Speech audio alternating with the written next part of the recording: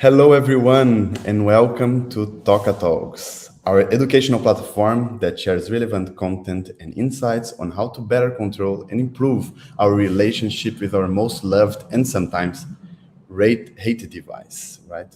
Today, we are very pleased to talk to Guido Weyers. He's a psychologist with over 20 years of experience in the field of addiction. He offers supports to individuals and their family members affected by all forms of dependence, who either want to reduce their consumption or find a way out of their addictive behavior. Guido conducts parent counseling sessions to face problematic media consumption and is qualified in the consumption reduction programs such as SKOLL, a cross-addiction self-control training, and The Quest, a media consumption reduction program. In the past 12 years, he has conducted outpatient rehabilitations with behavior addictions, especially gaming and online pornography, as well as substance-related addiction, mainly with drugs and alcohol. And now we welcome Guido Weyers. Um, First of all, Guido, hope you are in there already. Let's see if everything is working. Um, Thank you so much for participating here today to talk about this very, very important topic. It's very important for us that you join this and explain to our crowd about these issues, right? Since almost everyone has a phone and everyone has confronted with, most of the people have confronted with some form of addiction until today, right? Um, Before we start, first talk about the symptoms of addiction. Yes. What are the psychological side effects of media addiction? Could you please describe some symptoms? Could we point out some similarity between someone's addiction to drugs and to the media? Yes, I will try. So at first you can hear me. Yes, everything is Yeah, fine. it's very good. It's Okay, working very good. very good. So, um, the first thing I have to say in this context is that computer game addiction as one of the behavior addictions is from the beginning of this year accepted as an own disease. And many people in the world try to fight for computer gaming as a gaming, and it's now listed in the DSM-5 and in the ICD-11. And although the different criteria in both of these diagnostic manuals are a little bit different, I would answer your question in this way, that the from also if I would make a ranking from which symptoms are most important to define if somebody is addicted to computer gaming, I would say that the loss of control is the first major symptom. Like in any other addiction, also from substance-related drugs. So when you are losing control about your gaming, then it starts to get a problem. And further on, there are other things coming up. For example, you really do not, let's say, go to work regularly. And especially like with computer games, people lose their analog uh, circle of friends. So they are almost have only contacts with people in the virtual room. So this is another important criteria for computer gaming addiction.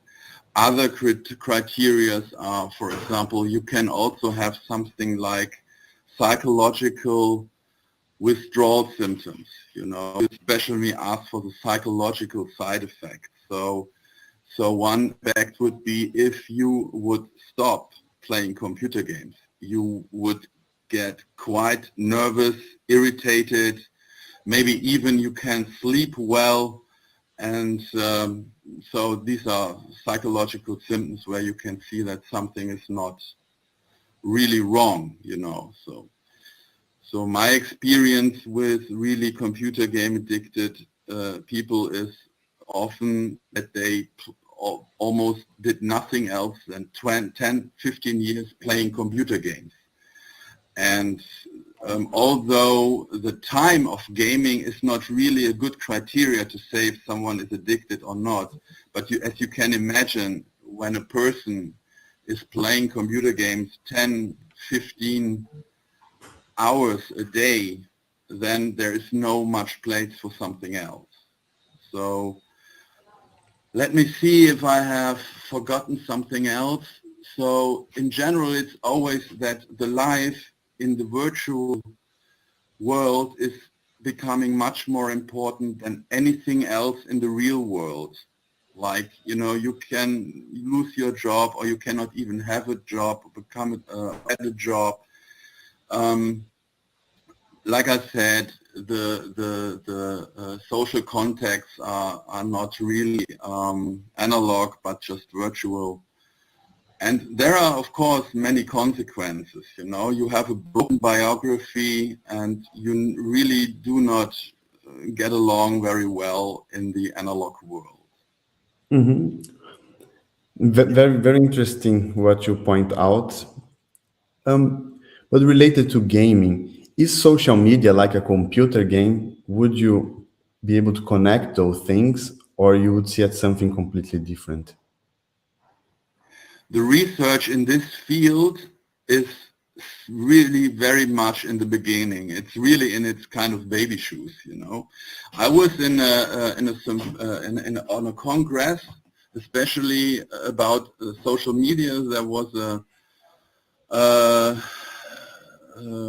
referent who were explaining, trying to explain to us the problem of social media. The thing is, it is not really accepted as an own kind of disease. You know, there are no criteria like in the computer gaming for social media addiction. So this is officially does not exist. Nevertheless, from my experience, I can see that people coming in the counseling place where I treat them and I counsel them with problems of social media, and there are similarities, you know, but it's also a little bit different because the difference I would see is so-called addiction immanent factors in computer games. So computer games in itself do have are developed in a certain way that people get addicted. This is not so much in social media. This is really a difference. What is, let's say, very typical for social media, people who have problems with social media, is that they have always an acceptation and they are waiting for an information to get. Like there's something like dopamine permanently coming when your smartphone is ringing or something else. But this is not completely fulfilling something like an addiction. It's not fulfilling the criteria of addiction. It's a little bit complicated to explain, but what I can say is there needs to be much more research in this field, and it would be from, I don't know, sometimes my English is, I cannot have every single English word in my mind, even though some complicated world. So It's okay. there are communities, let's say, use the word communities of experts in this field who will try to make more research in this field so that maybe in the future something like a social media addiction can be established. Yeah, I understand. There's like there are many mechanisms that we can see in social media that triggers us to use more. You know, like from this behavior design, they call it, how they design these apps as well as games have this theories that comes from the slot machines that people get a reward, small rewards, release dopamine in the brain in order to use it more, right? But multiple studies have found a strong link that heavy social media use an increase of risk of depression, anxiety, loneliness, self-harm, anorexia, like this link with Facebook recently in last year, and even suicidal thoughts. What are the different levels of toxic relationship with technology or with media usage in this Well, case? I have to be honest, but I'm not familiar with these studies and this context that you are describing, or uh, this causal connection between these diseases and the use of social media. I really have to say that I'm not really familiar with these studies and I cannot really answer this question. So I really don't have a final opinion about the connection. The problem is there are not really so much people coming to our place with problems with social media. You have to see the acceptance in public of social media is so high that people very, very seldom have the feeling that they are ill or that something is wrong with them, you know. So we, as a counseling place for mainly addictive people or for problematic behavior, mainly have to do with people who have problems with gambling or with computer gaming, but it's very, very seldom that somebody comes with social media problems. And let me add this. It's many mothers with their son who come and who say something like, my son is playing a lot of computer games and he is also using a lot of social media. So it is just something like an add to the computer gaming.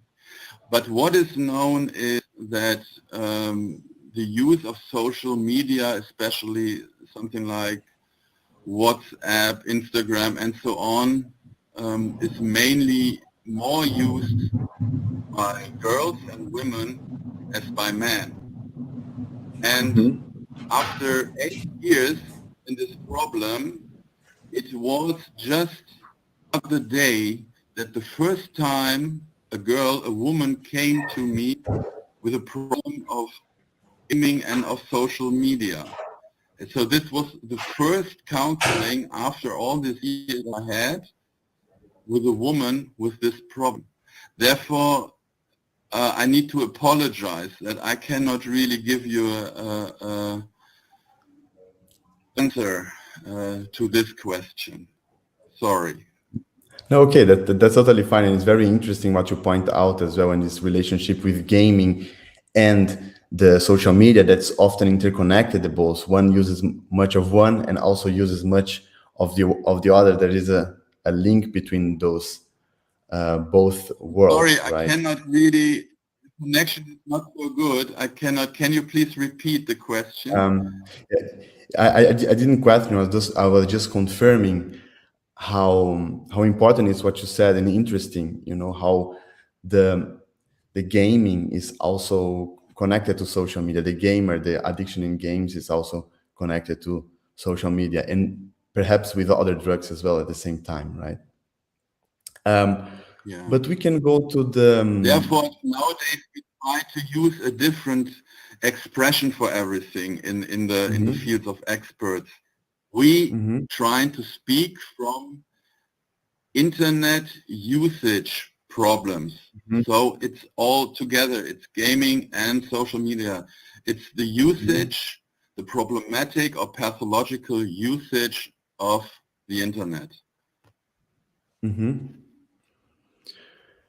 Very interesting. So, since you conduct like these parent counseling sessions, I would be very interested in knowing how can the parents teach their children to stop using these phones or social media, or even gaming if they are themselves also addictive, right? Yes, yes. So one cause, in fact, that let's say let's do not so much talk about internet addiction, gaming addiction, or whatsoever, or like I said, internet usage. I like this term, internet Mm-hmm. usage, Mm-hmm. not with children, but from addiction, but let's say from problematic usage. That's Mm-hmm. much better because it's always difficult to give a diagnosis of addiction to children because they are developing and so on. They are not complete personalities, psychological, and the brain is still developing and so on. Therefore, it's a little bit difficult to speak about addiction. But if we speak from problematic usage of the internet, including social media and gaming, then the major one factor could be that parents are bad ideals. For example, the father is not reflecting about his own usage of computer gaming or whatever, and the child, the son, is having him as an ideal and he is imitating this. So this is happening. This can happen and this could be a cause that the child is developing a problematic behavior with the internet. But it's not only that. Most of the parents simply are not very good and well informed about what we call media competence. You know, they have to start very early to educate their children and help their children to be to help their children to get along with the internet well. This is, for example, that they regulate the time the child is in the internet, that they really look what kind of apps and games they are using, that they are appropriate for their age. So this, all these kinds of media competence is absolutely important. And what we can see is when parents or mainly mothers come to their boys, that exactly this did not happen in the past. You know, they let their child without any control using the internet as they wish. And because there are so many seductive things in the internet and like I explained in the games, there's this addiction imminent factors. Um, a child can be very fast being lost in the internet with all this if there's not something like a control. I mean, you would also not just say to your child, go to school, and before you have never been gone over the streets and explain the child, look here, there is a red light. You do not have to go over the red light. and you have to go this way and that way. You would not do that. But it's exactly that is what's happening with many parents, that they do not help their children to get along in the internet traffic, so to say. Yeah, very interesting. It's very interesting how this develops, how this addiction But develops without the control. Yes. but again, to your question, I'm not sure if I answered your question precisely enough. What I also help them is very often, the relationship between the mother and the son is escalating, and the communication is broken, and the relationship of trust is broken.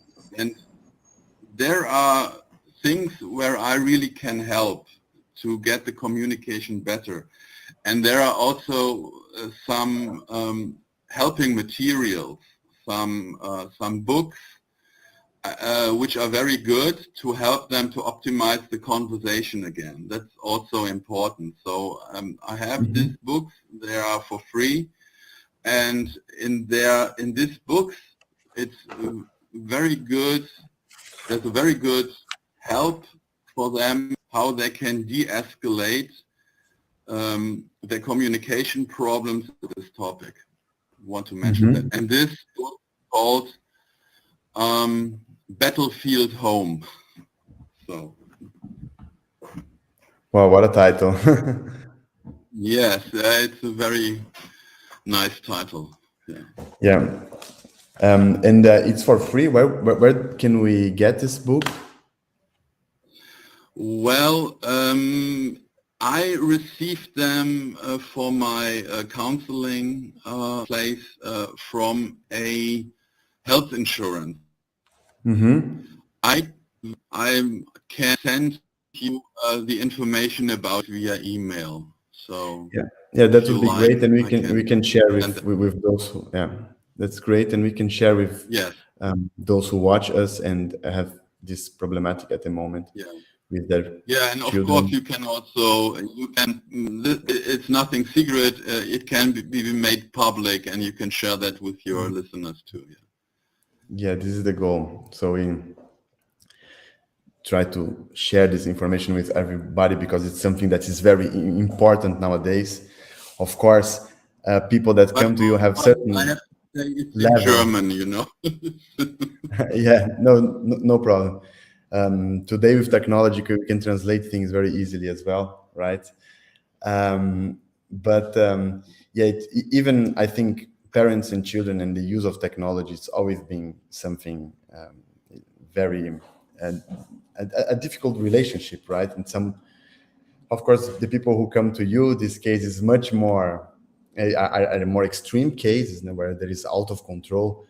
But I do believe that every parent house, in some ways, deals with how to control the use of technology, of social media and internet usage of their children, right? In these many ways, gaming, social media, and so on. And to build this trust with the parents and not give this. By the way, there is something I would like to add. Yes. I got a qualification. I think you mentioned that in the beginning, that I'm parent media counselor. That it would be literally the translation. What I in fact do is, schools ask me to come and make presentations and evenings, meetings with parents who can answer me any questions about this topic. And I'm trying also to give them very practical support about the education in the field of media competence. That's also I do beside my job at the AWO, drug counseling. Yes, and what do you speak in those sessions? What is the important things that a parent should know?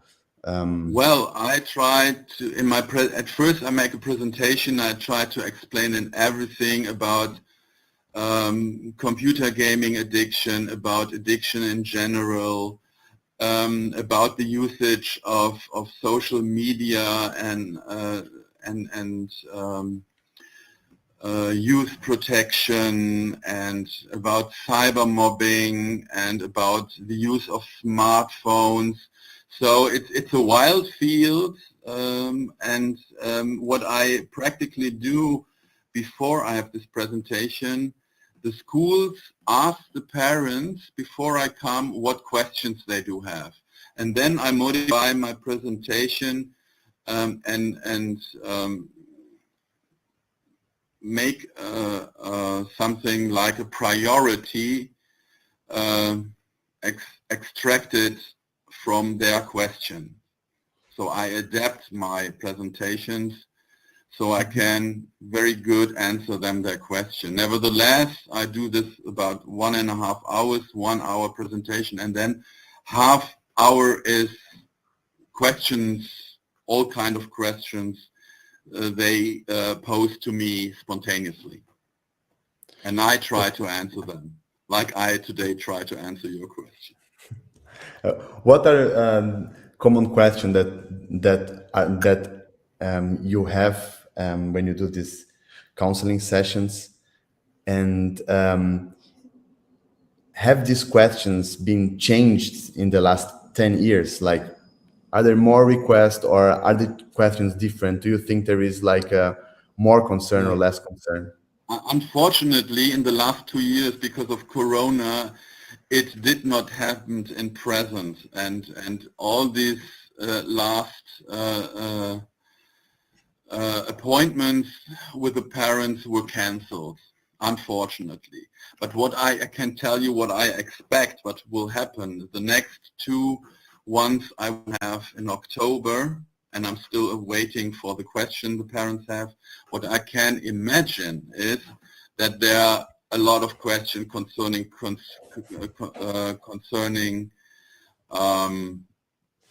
Corona and the lockdown, and how this affects the behavior of the children, and what I do know about this. And especially in the last month, I made also an interview with local reports from a local magazine here, who were making a series in the magazine about the effects of Corona and the usage from youngsters of the internet usage, social media, and so on. Yeah, it's crazy how people, technology that connected us in these times of Corona also brings the side effects of children having to be more connected, parents giving more Of course, time for the I would children not. to use it. There was one question they asked me, if because of Corona there are more people coming to me. This is actually not the fact. But what I can see, the problem has amplified. It is getting stronger. The cases are getting stronger and more problematic than they used to be before. That's what I can observe. This is something really which from my experience has become worse. Yeah, let's hope it changes again for less, right? But let's go now a little bit more in terms. I know you work more with teenagers and children, but you are a psychologist that work with addiction, and I do believe many people in my age or use a lot of social media and feel like addicted to this social media, right? And really, that cannot leave it many hours without using, without sending a message, without posting a picture here and there. And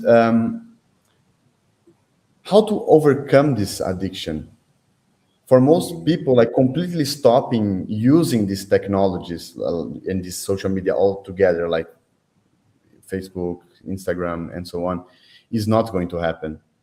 But what would be a realistic approach? What would you say to these individuals to help Yeah. them reducing usage?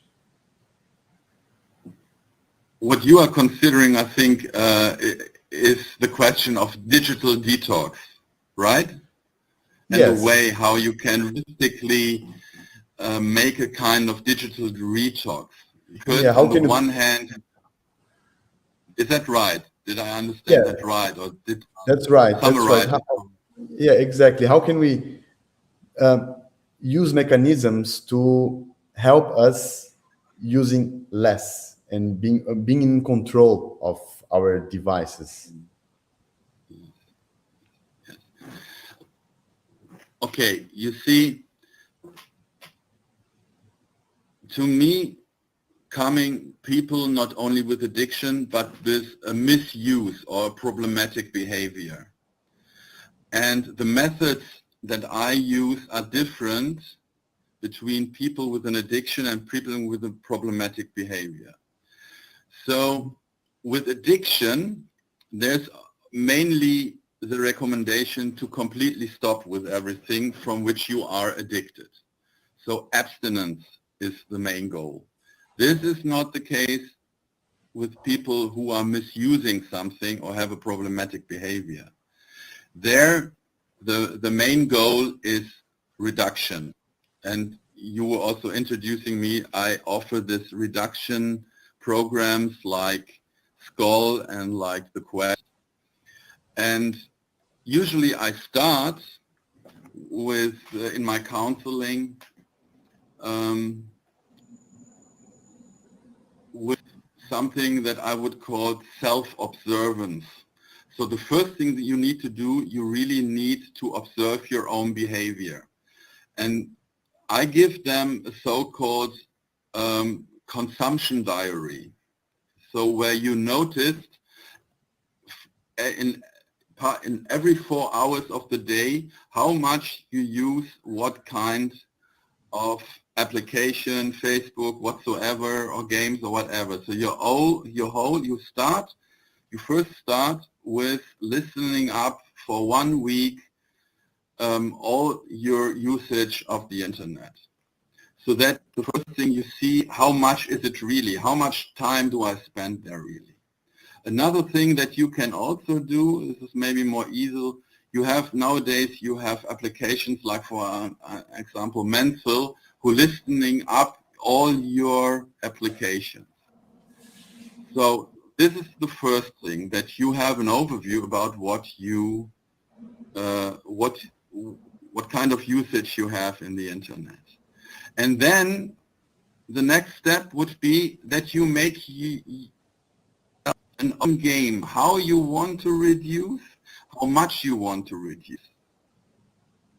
And then it's also important, when you're using the internet excessively and you make a plan, for example, I give you an example. For example, in a week you have 80 hours of internet usage, 1 week. And you say you want 1/4 you want to reduce. You want to say, I don't want to be in the internet for 80 hours, but just for 60 hours. Then you have the diary, you see that, and for the next week, you try to reach your aim, just 60 hours. Important is that the 20 hours you will have for free, you need to make a plan for that, what you will do instead of using the internet. Going out for a walk, meeting with friends, and so on and so on. You can also say another way is that you tried technically somehow to block certain applications, certain programs in the smartphone, for example, so that you not all the time get a beep, beep, beep when there is a news, or you block certain programs. This is a more technical approach, you know. So you can do this for maybe 1 or 2 weeks, and you can see how, you know, you can reach aim. Let's say you aim not 80 hours a week to be in the internet, and my aim is in the end, after 1 month, I want just be 40 hours a week in the internet. And when you can reach this aim, fine. And if not, you have to see what are the reasons why you did not reach it. And a third approach, besides the technical and your self-observation, would be to really make something like a digital detox, really to say to yourself and maybe a friend or your girlfriend or your boyfriend, we go out for 1 week to the landscape, and we will not take our smartphone with us and do not have any access to the internet. And we'll just see what this will make with us, you know. I also have a colleague who is accompanying this digital detox sessions in the landscapes on a farm and so, and he was describing me quite impressive experience from the people who did that, how their perception suddenly changed again, and so on. So these are 3 ways how to deal with this problem and how to make a digital detox. Wow, thank you so much. These are very, very valuable and nice tips that you give to us. So first of all, first we can make a map where we a diary where we put our use. Today it's very easy because we can have other apps installed that track our usage. Even some computers can do that. Yes.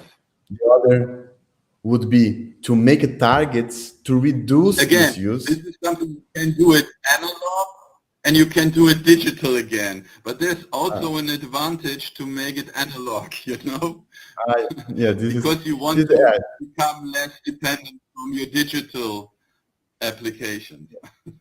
Well, yeah, sure. This is very interesting. Like analog, I'll make an analog diary so you also learn how to get out of the machine and inside of something that's tangible, really Exactly. tangible, right?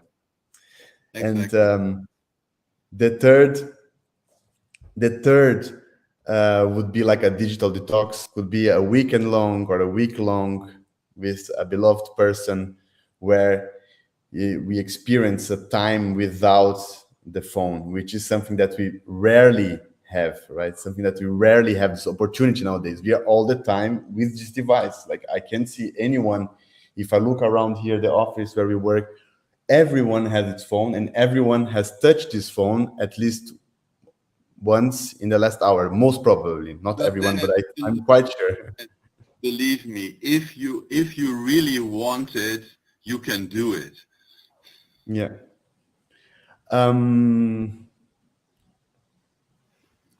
It's very interesting. It's very interesting. Like everybody can, and about the reduction of to step out of internet addiction is easier than drugs addiction, or I mean, even if it's not an addiction, you think there is how is the difference between drugs and behavior addiction, right? Yeah. Because Very good question.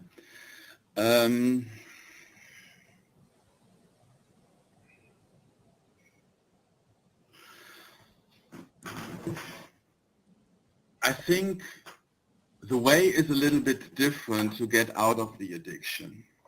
And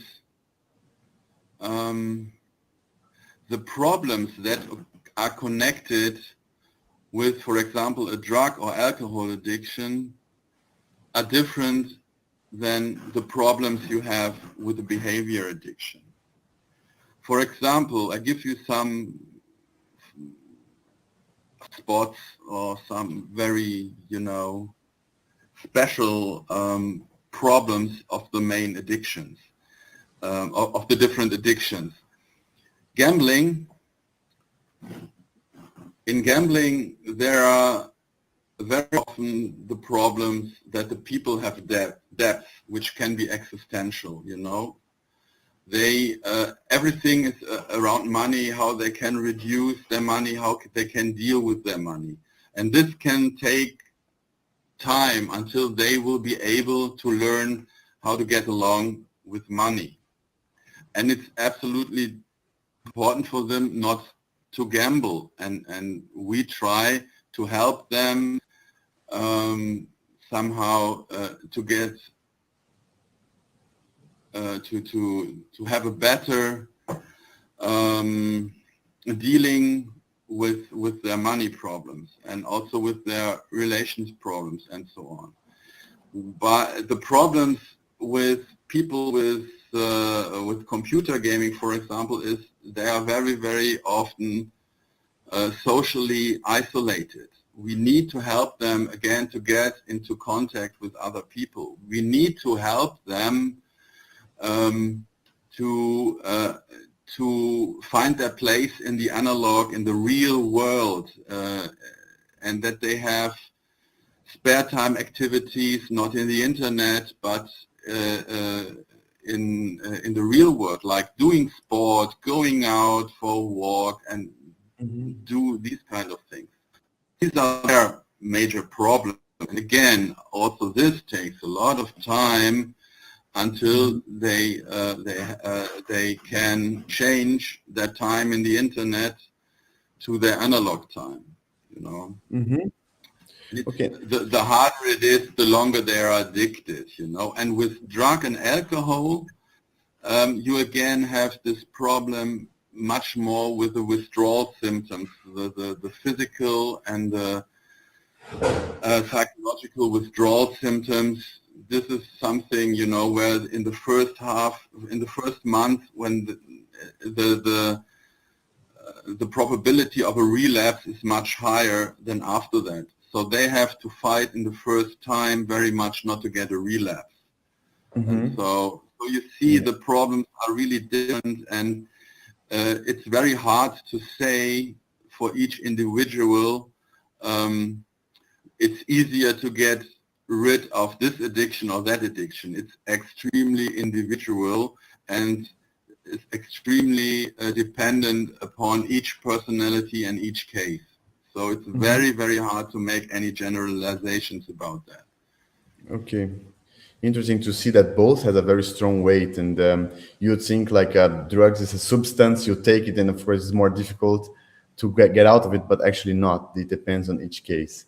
So I'd like to make you another question. When is it time to look for professional help? Like when my user would say like, oh, now I cannot, when it's time to do that?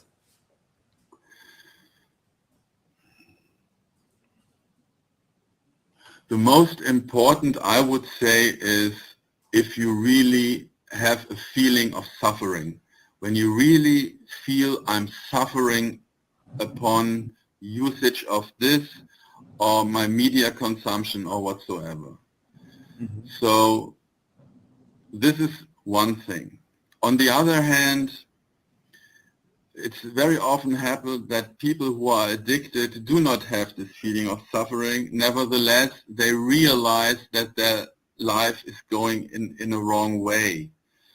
So of course, if these people realize that their friends and ancestors tell them, look, you know, you have lost your job, you come very late, you are unreliable, and so on, and there's something wrong, you know. It's important for these people that they take that serious and that they try to make an introspection and see, oh, is this really like this? What I very often explained to the relatives who come to me, because I'm not just treating or counseling people with problems, but I also help the relatives who have a person with a problematic behavior. So what I explain to them, there are certain phases of acceptance that someone has an addiction. And the first phase is the denial phase, where the people say, oh no, I don't have any problem, and they lie about their consumption and so on. In this case, it's very hard to convince someone to go to a professional and looking for help. It is possible when they're in the stage of ambivalence, when they say on the one hand, I think there is a problem, but I don't want to stop playing computer games, but I see I don't get a job, my parents are always annoying that I'm so much behind my screen and so on, you know? And then if parents, for example, from their children or wives from their husbands say, okay, just go to a place where you can just make a diagnosis and you can just check if you're already addicted or is it just problematic behavior, and you know, just get an information about it, then this can also be a step. It very, very often happens that people in the problematic behavior do not come self-motivated to us, but over the wife, over friends, and so on. Yeah, very interesting. Thank you for that. And after treating with you, after having these methods that you used to help people overcome these problematic behaviors and addictions, do these people have a healthier life today? And what are the indicators for a positive transformation? Yes, yes. Of course, one very big factor or criteria after a rehabilitation or after a counseling or a consume reduction process is there a relapse or not? I mean, the longer you, as an addicted, the longer you can stay abstinent, you can stay clean, for example, as a drug user, the less the probability is that you have a relapse. And usually your life will be much more satisfying, of course, than before. So this is for sure.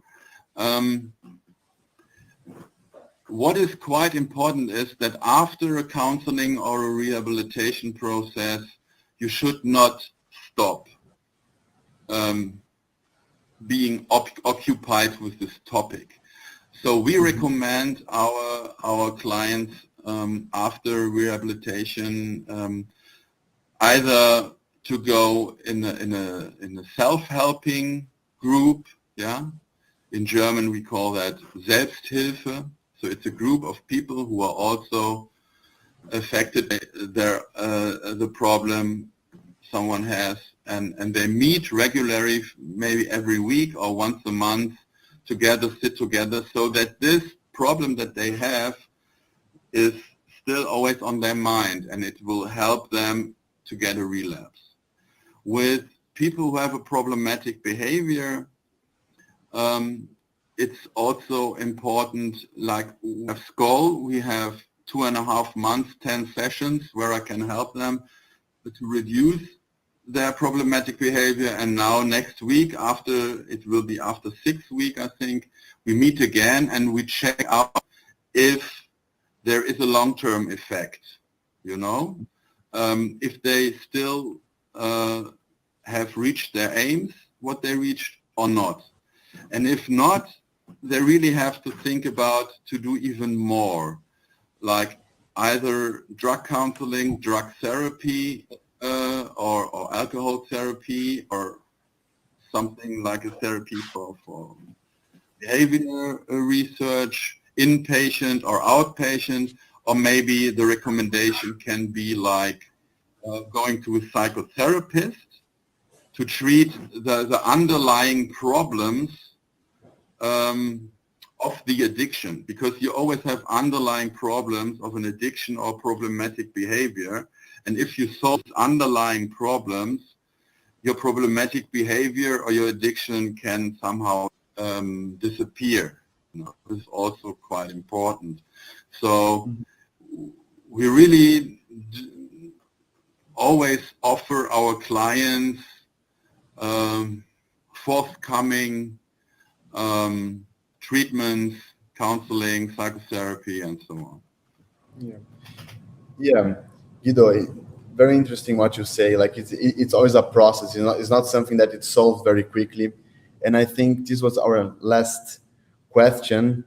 And thank you so much for talking to us about this very, very important topic. That's all that's occupying our minds very often here. And we at TOCA, we really want to raise this awareness for people that, and sometimes we don't even think about it, and we are suffering and we don't realize it. So it's very important what you shared with us and this valuable information that you shared, right?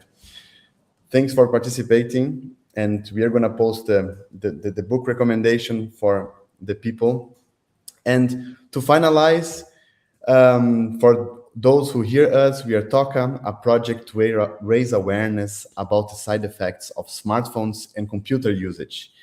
We share insights about digital detox, privacy, radiation protection, and we also develop and manufacture gadgets such as Faraday bags and pouches to help individuals better protect themselves.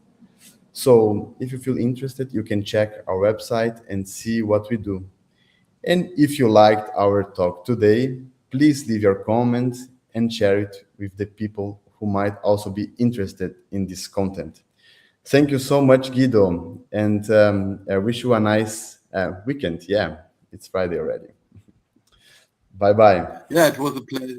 Thank you very much. Bye-bye. Bye-bye.